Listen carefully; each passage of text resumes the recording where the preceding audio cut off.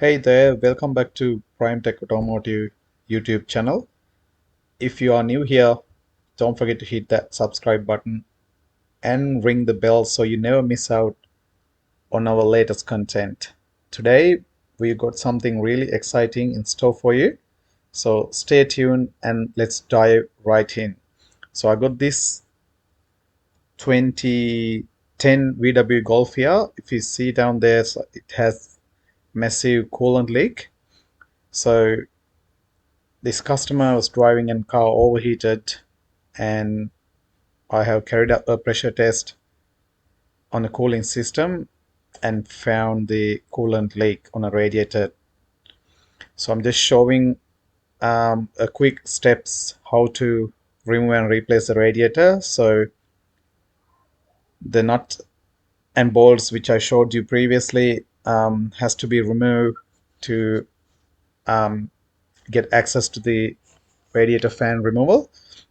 So I have removed the main connector, it's a fan connector, and also there are two T30 bolts which is fitted to the fan shroud, so that need to be removed as well.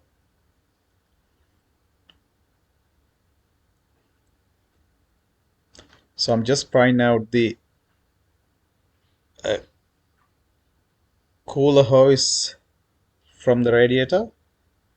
It was a little bit tight, so you need to force it without damaging the rubber hose.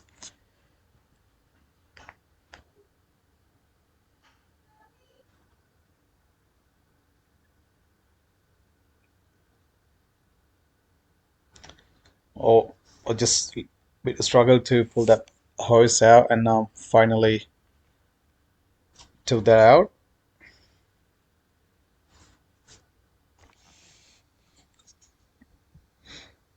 So let the coolant to drain. So you can I left the drainer underneath. So once you remove that, so next you can remove the main bottom hose. So that's it then. So the next step is to access the top of the radiator area to remove top radiator hose, um, and also the other components. Or just remove the front grill. From then you can access to the front bolts.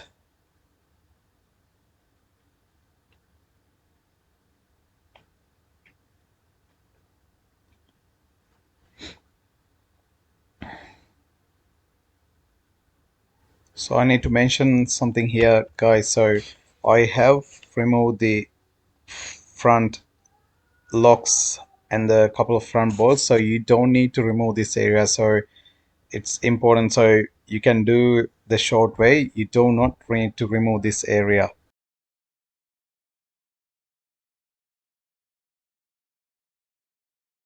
So the next step, I am going to remove the airbox. From there you can access to the top radiator hose and the other components there. So you don't need to disassemble the airbox. So once you disconnect from the throttle body area, so you can completely remove the airbox out from the engine bay.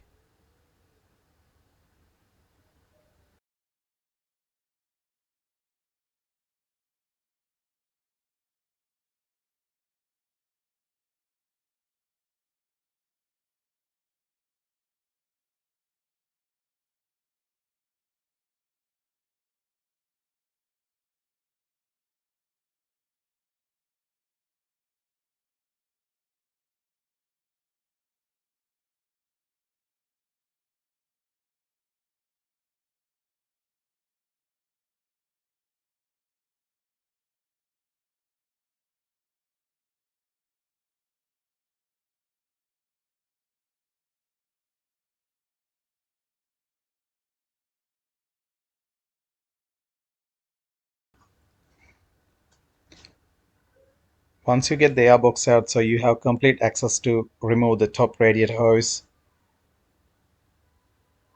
and then you can remove the radiator fan as well.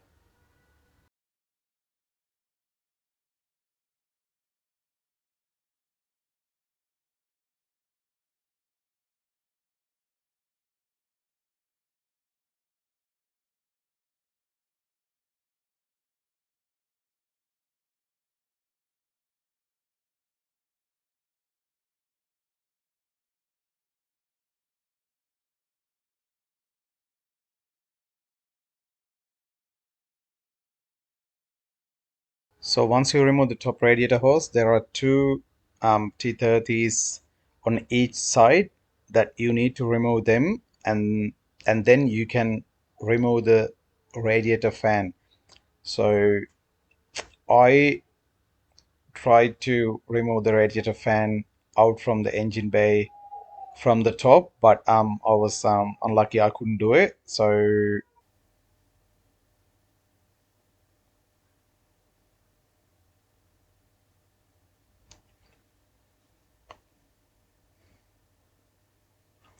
So then I turned the actual radiator fan downward. So I'm going to remove the radiator fan and the radiator from the bottom of the car.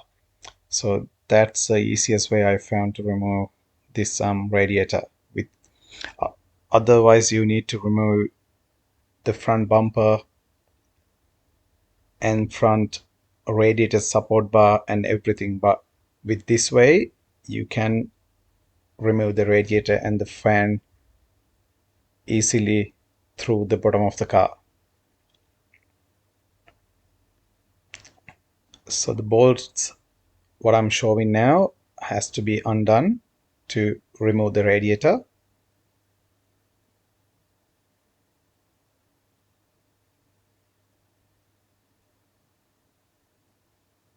So I have removed those two bolts, and now I'm just turning the radiator downwards.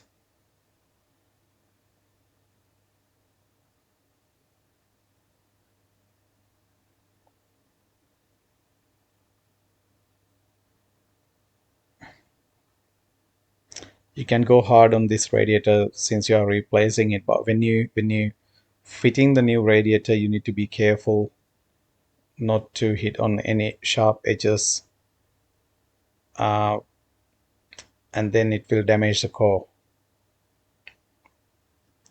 So turn the radiator that way to the straight line, and then you can remove the radiator through the bottom of the car.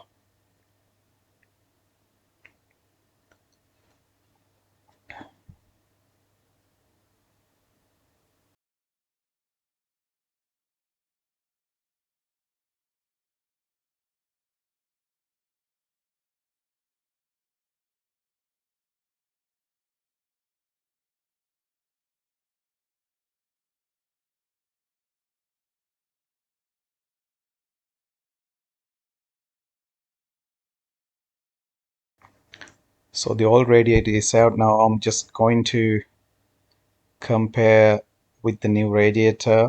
It's not the genuine Volkswagen radiator, but I'm just going to compare with the old one and make sure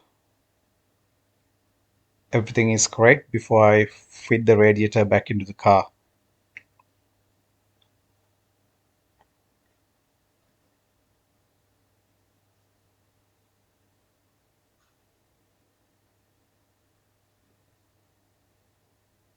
So everything seems to be fine. So we are good to go ahead and fit the new radiator into the car.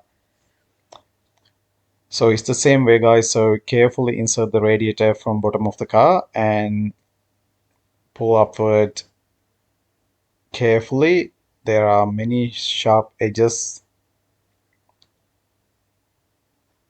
Be aware, do not hit any sharp edges on the radiator. That will damage the radiator core.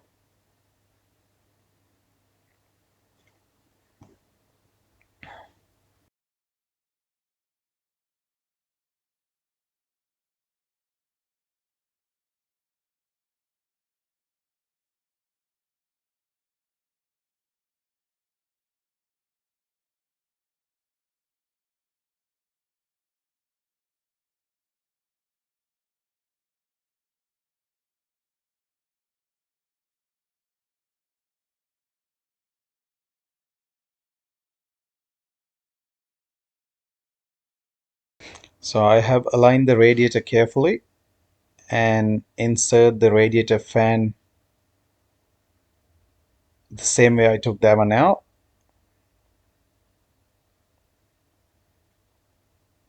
So I'm just fitting all the removed bolts back together, and I have lifted the car, and next step is to put back all the removed parts. So, and one important step, guys, so replace this o-ring on the bottom and top radiator hoses, otherwise uh, it's gonna leak once you fit the new radiator back in. So carefully insert the o-rings.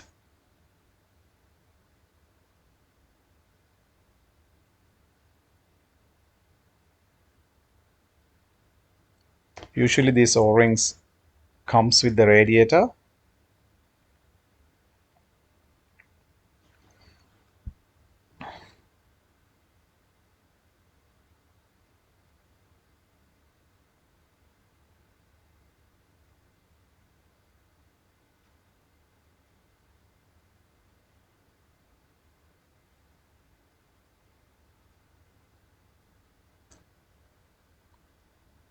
Once you fit all the necessary bolts that you have removed previously, so I have fitted new o-ring in.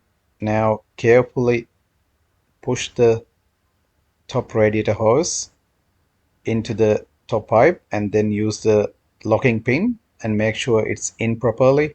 So when you push the radiator hose, just be careful not to bend the radiator. And now I am fitting the airbox back in.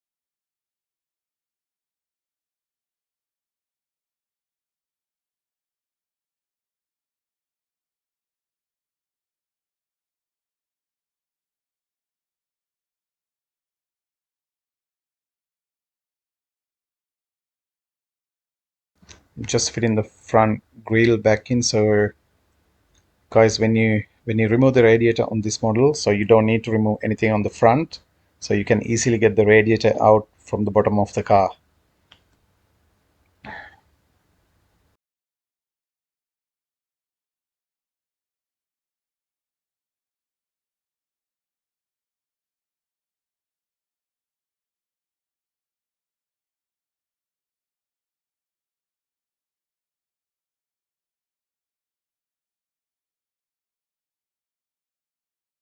Once you finish fitting all the removed components, make sure plug the radiator fan connector in, fit the bottom radiator hose, fit all the removed hoses, fill new coolant and start the engine, and see any coolant loss and then refill as needed. This car has a bit of dry belt noise. I'm just gonna report that to customer as well. So once you fill the tank in, what I do usually, I rev up the RPM to just close to 2000 and let it run for like 10 minutes, and then make sure the radiator fans comes on. Check top and bottom hoses whether it's get warm, get hot equally. That means the thermostat kicked in. So make sure no external leak. The job done. So this how did the radiator replacement on VW Golf. Thanks for watching, guys. Please don't forget to subscribe to my channel and support. Thanks again.